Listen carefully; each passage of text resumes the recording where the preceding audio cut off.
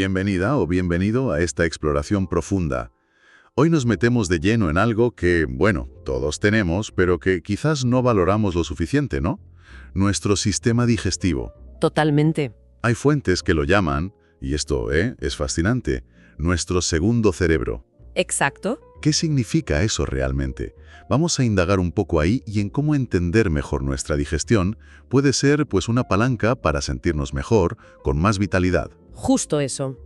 Tenemos sobre la mesa análisis de varias fuentes, textos sobre nutrición con un enfoque, digamos, depurativo, otros sobre la propia inteligencia digestiva, Ajá. e incluso sobre algo tan concreto como la química de cómo combinamos los alimentos. La meta es, bueno, extraer esa sabiduría práctica que esconden, ver cómo funciona de verdad este sistema y qué nos enseñan estas fuentes para cuidarlo mejor, de forma más consciente. Esa es la misión, sí señor. Desentrañar los secretos de un sistema digestivo saludable, apoyándonos en estos materiales, para entender qué es lo verdaderamente importante, lo que nos revelan sobre nuestro bienestar interior. ¿Listos para este viaje hacia adentro? Vamos allá. Venga. Arranquemos con esa idea tan potente del segundo cerebro. Las fuentes hablan del sistema nervioso entérico. Y ojo, que no son solo un par de nervios sueltos, No, para nada. sino una red neuronal complejísima alojada ahí, en nuestras entrañas. El libro sobre inteligencia digestiva lo describe así. Suena casi a ciencia ficción, ¿verdad? Y lo más interesante es su grado de autonomía. O sea, funciona con bastante independencia del cerebro que tenemos en la cabeza. Claro. Este sistema entérico gestiona la digestión, por supuesto, pero su influencia va muchísimo más allá. Como por ejemplo, Pues mira, produce neurotransmisores, sustancias psicoactivas que impactan directamente en nuestro estado de ánimo. Todos hemos sentido esas mariposas antes de algo importante, ¿no? sí, claro. O cómo el estrés nos puede cerrar el estómago o, al contrario, acelerarlo. O sea que no es solo una metáfora eso de sentir en las tripas. Para nada. Según estas fuentes, es una comunicación neurológica real, muy directa. La digestión no es un proceso puramente mecánico de, venga, descomponer comida. Entiendo. Está íntimamente conectada con nuestras emociones, nuestro estrés, nuestro bienestar mental. De hecho, el libro Inteligencia Digestiva llega a plantear algo fuerte, que este segundo cerebro puede memorizar patrones emocionales. Memorizar. Sí, e incluso desarrollar sus propias neurosis. Piensa en síndromes como el del intestino irritable, por ejemplo, donde esa conexión emoción-digestión es clarísima. Vaya, pensar que el intestino tiene su propia memoria emocional, como sugiere esa fuente. Fíjate que cambia bastante la perspectiva. Claro que sí. Pasamos de verlo como un simple tubo a considerarlo un centro de procesamiento casi independiente. Exacto. Y entender esto es clave, para abordar muchos problemas digestivos que a menudo se tratan solo desde lo físico, olvidando ese componente emocional o nervioso que puede estar influyendo. Y mucho. Muy bien, muy bien. Sentada esa base de la inteligencia digestiva, otro concepto que aparece mucho en las fuentes, como los libros Cuerpo Saludable y Nutrición Depurativa, es la idea de toxemia Sí. o ensuciamiento corporal. Y no hablan solo de contaminantes externos, ojo. Correcto. Se refieren principalmente a la acumulación de desechos que el propio cuerpo genera, es decir, en su metabolismo normal. Los desechos normales del día a día. Esos mismos, las proteínas, al metabolizarse, dejan residuos como urea, ácido úrico. La glucosa genera ácido láctico. Las grasas, si no se procesan del todo bien, pues pueden producir cuerpos cetónicos. Son subproductos naturales del vivir. Entendido. El cuerpo produce desechos, eso es normal. Tenemos los riñones, el hígado, los pulmones, la piel, que están para eliminarlos, ¿no? Claro, son nuestros sistemas de limpieza. Entonces, ¿cuándo se convierte esto en un problema según estas fuentes? ¿Cuándo se ensucia el cuerpo? El problema surge, argumentan estos textos, cuando la cantidad de desechos supera la capacidad del cuerpo para eliminarlos eficazmente, cuando se acumulan más de los que podemos sacar. Vale. ¿Y qué contribuye a esa sobrecarga? Pues varios factores, según indican. Por un lado, comer en exceso de forma crónica, o sea, meter más calorías de las que usamos. El sedentarismo, imagino. También ralentiza todos los procesos, incluidos los de eliminación. Y luego está la carga adicional que supone la alimentación moderna. Restos de agroquímicos, aditivos artificiales, alimentos muy procesados. todo eso suma y sobrecarga el sistema. Aquí es donde introducen la metáfora del terreno. Explícanos un poco más eso, que me parece interesante. La idea del terreno, tal como la presentan fuentes como cuerpo saludable, es pensar en el ambiente interno del cuerpo como si fuera un jardín, ¿vale? Un jardín, me gusta. Si el suelo, que serían nuestros fluidos, los tejidos, el espacio entre las células, está limpio, bien nutrido y con un pH equilibrado, pues las células, las plantas de nuestro jardín, pueden funcionar perfectamente. Claro, crecen sanas. Exacto. Se comunican bien, obtienen nutrientes, eliminan sus propios desechos sin problema. Pero, ¿qué pasa si ese terreno se vuelve sucio, ácido, sobrecargado por esa acumulación de desechos que no logramos eliminar bien? Pues se convierte en un mal sitio para que las células prosperen, claro. Justo. Se dificulta la función celular, la eliminación se vuelve aún más lenta, se crea un círculo vicioso. Y se puede generar un estado de inflamación crónica de bajo grado, que está detrás de muchas cosas. Y además, las fuentes recuerdan algo asombroso sobre la renovación, ¿no? Sí, es increíble. Nuestro cuerpo está en constante renovación. La piel se renueva más o menos en un mes. El hígado, fíjate, en unas 6 semanas. El esqueleto tarda años, pero también se renueva. Vaya. Pero, claro, esta renovación celular necesita un ambiente propicio.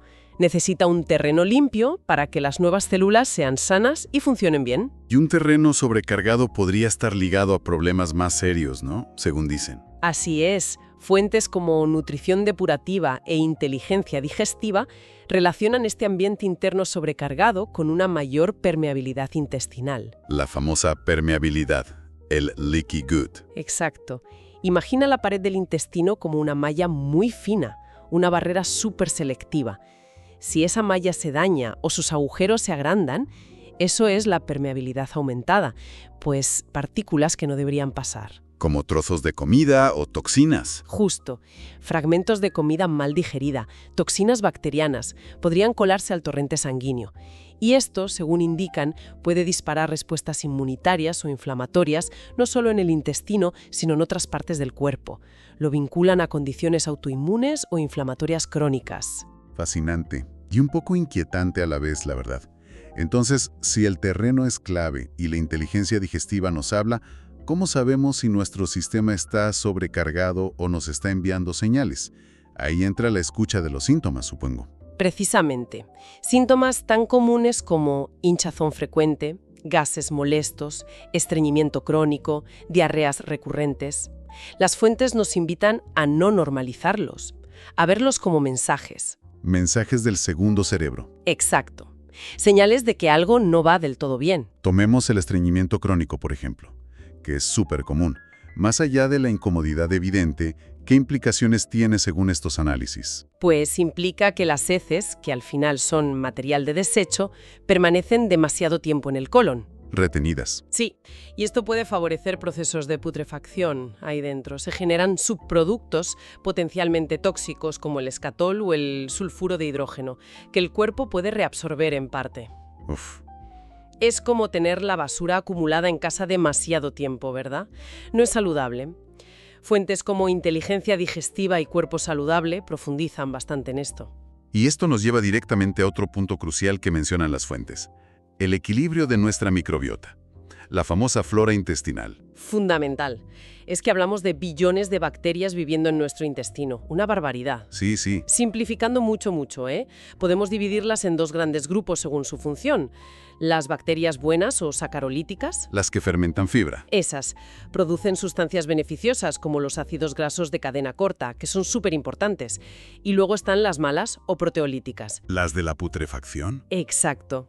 Se alimentan más de proteínas no digeridas y generan productos de putrefacción. Un desequilibrio, lo que se llama disbiosis, donde predominan estas segundas, pues es problemático. Entiendo. ¿Y qué factores influyen en este equilibrio, aparte de lo obvio, como la dieta? Bueno, la dieta es uno de los más importantes, sí. Según el libro Nutrición Depurativa, una dieta muy alta en proteína animal, sobre todo si la digestión no es óptima, tiende a favorecer la putrefacción. Ajá. Mientras que una dieta rica en fibra de vegetales favorece la fermentación buena. Pero no solo es la dieta, claro. ¿Qué más? El uso de antibióticos, por ejemplo, que arrasan con todo, lo bueno y lo malo. El estrés crónico, que ya vimos cómo afecta. el consumo elevado de azúcares simples y harinas refinadas. Que alimentan a las malas, ¿no? Justo. Todo esto puede alterar el equilibrio y permitir que ciertos microorganismos oportunistas, como el hongo Candida albicans, proliferen más de la cuenta. Es un punto que abordan cuerpo saludable e inteligencia digestiva. Hablando de cómo reacciona el cuerpo a lo que comemos, una de las fuentes, Cuerpo Saludable, señala un fenómeno intrigante. Citan a un investigador, Kuchakov, y hablan de la leucocitosis digestiva. ¿Qué es eso exactamente? Es una observación curiosa, la verdad. Según Kuchakov, después de comer alimentos cocinados a altas temperaturas, se produciría un aumento temporal de leucocitos, de glóbulos blancos, en sangre. Como una pequeña respuesta inmune. Algo así, como una leve respuesta inflamatoria o de defensa. Lo interesante es que, según él, esto no ocurriría o sería mucho menor al consumir alimentos crudos. Anda. La hipótesis que se deriva de esto es que comer constantemente alimentos muy cocinados podría suponer una carga extra, un cierto desgaste para nuestro sistema inmunitario a largo plazo. Es una idea, bueno, para reflexionar sobre cómo influyen los métodos de cocción más allá de la nutrición pura y dura. Interesante, ¿sí? Y esto conecta con otra idea potente que aparece en las fuentes, ¿verdad? No solo importa qué comemos, sino cómo lo combinamos. Exacto. Hay todo un enfoque basado en esto, explorado en el libro La combinación de los alimentos. Suena un poco restrictivo a primera vista, ¿no? ¿Cuál es la lógica real detrás de esto? Pues la lógica subyacente, según esta teoría, se basa en la química pura de la digestión. A ver. Diferentes tipos de alimentos requieren diferentes entornos, ácido o alcalino, y diferentes enzimas para ser digeridos de forma eficiente. Vale. Por ejemplo, los almidones con cémbranos, piensa en pan, patatas, cereales, empiezan su digestión en la boca. Necesitan una enzima, la ptialina, que funciona mejor en un medio ligeramente alcalino. Ok. Alcalino para los almidones al principio. ¿Y las proteínas? ¿Carne, pescado, huevos? Esas necesitan un medio muy ácido en el estómago, para que la enzima pepsina pueda empezar a romperlas. El estómago segrega ácido clorhídrico precisamente para eso. Ácido para las proteínas. Vale. Entonces, ¿qué pasa según esta teoría si te comes un gran plato de pasta, almidón, con una salsa boloñesa potente, proteína y grasa? Pues supongo que el cuerpo intenta hacer las dos cosas a la vez. Y se lía un poco. Exacto. Intenta crear un ambiente ácido para la carne, pero eso neutraliza el ambiente alcalino que necesita el almidón para empezar bien. Y viceversa.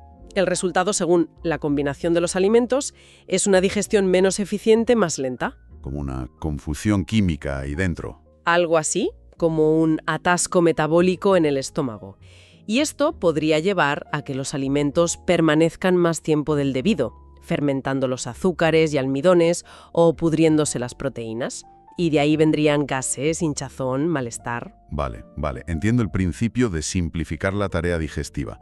Entonces, ¿cuáles serían las combinaciones consideradas más problemáticas desde esta perspectiva? Las que habría que evitar, digamos. Las principales reglas que se derivan de esta lógica son, primero, evitar mezclar proteínas concentradas, carne, pescado, huevos, queso curado, legumbres, frutos secos, con almidones concentrados, pan, pasta, arroz, patatas, cereales en la misma comida. O sea, el clásico filete con patatas o el bocata de queso. Fuera. Según esta teoría, sí. Segundo, evitar mezclar alimentos ácidos, como frutas ácidas, tipo naranjas, limones, también tomate, vinagre, con almidones, porque la acidez inhibiría esa primera enzima salivar, la ptialina. Adiós al pan con tomate o los cereales con zumo de naranja, entonces. Eso parece. Tercero, también evitar ácidos con proteínas. Aunque la proteína necesita ácido en el estómago, añadir más ácido externo, como marinar la carne en vinagre o limón y luego comerla, podría interferir con la secreción natural del propio estómago, según argumentan. Curioso. Y una regla importante sobre las frutas: comerlas solas, preferiblemente con el estómago vacío, por ejemplo a media mañana o media tarde. No de postre. No de postre, ni mezcladas con otras comidas, especialmente el melón y la sandía, que se digieren súper rápido. Si quedan atrapados en el estómago por otros alimentos más lentos, fermentan muy fácilmente. Suena lógico desde esa perspectiva química, pero también parece un desafío en la práctica diaria, ¿no? ¿Nuestro cuerpo es bastante adaptable o no? ¿Qué tan estrictos sugieren ser estas fuentes con esto? Es un buen punto, sí. El cuerpo humano tiene una capacidad de adaptación increíble, eso es cierto. Probablemente puede manejar combinaciones subóptimas hasta cierto punto, sobre todo si la persona tiene un sistema digestivo fuerte de por sí. Claro. Sin embargo, el principio que proponen estas fuentes es el de minimizar el estrés digestivo. La idea es liberar energía para otras funciones y optimizar la absorción de nutrientes, especialmente si ya existen síntomas digestivos o una sensación de baja vitalidad. Entiendo. No se trata tanto de una ley inflexible grabada en piedra, sino más bien de una herramienta. Una herramienta para observar cómo nos sentimos al simplificar las comidas y si notamos alguna diferencia positiva. Entendido. Es más una estrategia para colaborar con la digestión que una prohibición absoluta. Vale, y más allá de las combinaciones, que es un tema específico, ¿qué otros principios generales o pasos prácticos emergen de estas fuentes para cuidar nuestro sistema digestivo? Pues hay bastante consenso en varios puntos clave, sí. Primero, la calidad de la comida. Priorizar alimentos enteros, reales, lo menos procesados posible. La comida de verdad, vamos. Eso es. Si es posible, orgánicos y de temporada, ya que en teoría tendrían mayor densidad nutricional y menor carga de químicos. El libro Nutrición Depurativa insiste mucho en esto. Y la variedad, supongo. También, la variedad y la rotación son importantes para obtener un amplio espectro de nutrientes y evitar acumular siempre los mismos posibles antinutrientes o residuos. Mencionan también la importancia de lo crudo y lo fermentado, ¿verdad? Sí, ambas cosas. Los alimentos crudos, frutas, verduras, brotes, semillas activadas, aportan enzimas digestivas propias que ayudan en el proceso, además de vitaminas y minerales que se pierden con el calor. Y los fermentados, como chucrut casero, kefir de agua o leche, kimchi, miso no pasteurizado, son fuentes excelentes de probióticos. Las bacterias buenas. Exacto. Esas bacterias beneficiosas que ayudan a equilibrar la flora intestinal. Y también contienen enzimas. Tanto nutrición depurativa como cuerpo saludable resaltan mucho su valor. ¿Y qué hay de la forma de cocinar? Antes mencionamos aquello de la leucocitosis digestiva con las altas temperaturas. Exacto. Volvemos a eso. Se sugiere moderar las cocciones a temperaturas muy altas y prolongadas. Fritangas, barbacoas muy hechas. Eso. Frituras intensas, la barbacoa o los grillados muy hechos, cuando la comida se quema o se tuesta mucho. Estas técnicas pueden generar compuestos problemáticos como los benzopirenos en los ahumados y quemados o las aminas heterocíclicas en las carnes muy hechas. Lo advierte Nutrición Depurativa. Y el punto de humo de los aceites también es relevante aquí, ¿no? Muy relevante. Es la temperatura a la que un aceite empieza a quemarse, a descomponerse y a generar sustancias potencialmente nocivas. Hay tablas sobre eso. Entonces, ¿qué métodos serían preferibles para cocinar más suavemente? Pues métodos más suaves. Cocinar al vapor, que conserva muy bien los nutrientes, salteados rápidos a fuego medio alto, tipo wok, hervidos, estofados o guisos a fuego lento, horneados a temperaturas moderadas. Entendido. La idea es cocinar lo suficiente para hacer los alimentos digestibles y seguros, pero sin degradarlos o generar compuestos indeseables por exceso de calor. Buscar el equilibrio. Y no podemos olvidar hábitos básicos que a veces pasamos por alto, pero que son fundamentales. Totalmente. La masticación, por ejemplo, es el primer paso de la digestión. Parece obvio, pero... Pero no lo hacemos bien muchas veces. Masticar bien no solo tritura la comida, la hace papilla, sino que la mezcla con la saliva. Y la saliva tiene esa enzima, la ptialina, para empezar a digerir almidones, y también lipasa, para las grasas. Se suele decir, bebe tus sólidos y mastica tus líquidos. Buena frase. ¿Y lo de beber durante las comidas, sí o no? Pues la recomendación general suele ser beber líquidos preferiblemente antes de las comidas o entre horas, y no en grandes cantidades durante la comida. Para no diluir los jugos gástricos. Exacto, para no diluir excesivamente los jugos gástricos y las enzimas, porque eso puede dificultar su acción. Un poquito de agua puede ir bien, pero no hincharse a beber. Vale. Y respecto a lo que deberíamos evitar o limitar, además de lo muy procesado. Las fuentes coinciden en señalar como problemático el exceso de azúcares refinados y harinas blancas. Que alimentan la flora mala, decíamos. Sí, y además aportan pocas vitaminas y minerales. También los aditivos artificiales. Mencionan específicamente posibles efectos del glutamato monosódico, el GMS, y colorantes como la tartrazina sobre la conducta o la salud en personas sensibles. Y los edulcorantes artificiales. Sobre estos últimos, algunas fuentes sugieren algo paradójico. ¿El qué? Que aunque no tengan calorías, pueden como engañar al cuerpo, generar picos de insulina seguidos de hipoglucemia y al final aumentar la ansiedad por comer más, especialmente dulce. Vaya, curioso. Todo esto se recoge en los análisis de nutrición depurativa, cuerpo saludable e inteligencia digestiva. Son puntos en los que coinciden bastante. Bien, pues hemos cubierto mucho terreno, conceptual y práctico. Desde esa sorprendente inteligencia casi autónoma de nuestro sistema digestivo. Impresionante, sí. La importancia crucial de mantener un terreno interno limpio, pasando por aprender a escuchar las señales que nos envía el cuerpo, hasta explorar estrategias como la combinación de alimentos o elecciones conscientes sobre qué y cómo comemos.